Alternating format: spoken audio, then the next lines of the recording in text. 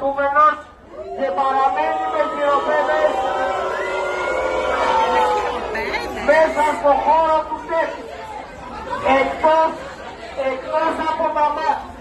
Εκτός από τους κανοφόρους με τα στρατιωτικά πράγμα, ο κύριος Γεωργιάδης μας έφερε τώρα και τις όποιες της ομάδας πρόληψης και καταστολής εγκλήματος, που αντί να κάνουν καμία σοβαρή δουλειά, να πάνε το βράδυ σε κανένα κολόπαρο, να συλλάβουν κανένα πράγμα της μαφίας, γιατί εκεί κρύβονται και δεν πάνε,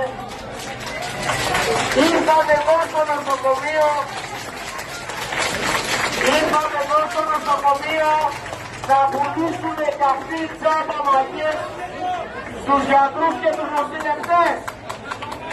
Να σηκωθούν, να φύγουν και αυτοί και όλοι και να κρυφθεί αμέσως ελεύθερος του συνάδελφός μας. Έξω!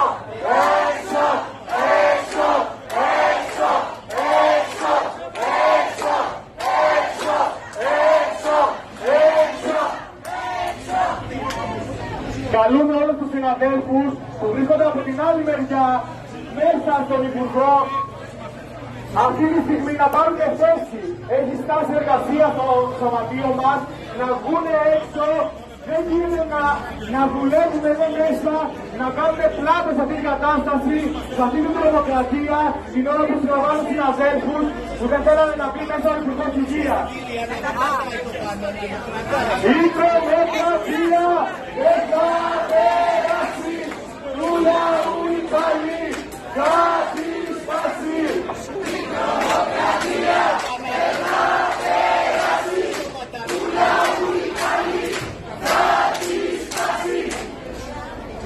Δεν θέλω να πω πολλά, θέλω μόνο να ρωτήσω αν υπάρχει εδώ κάποιος τεχνολόγος αστυνομικού ή γιατρός του αστυνομικού να κατέβει κάτω, γιατί ένας συνάδελφος χτυπήθηκε με δύναμη στο κεφάλι και καλό είναι να κάνει αστυνομική.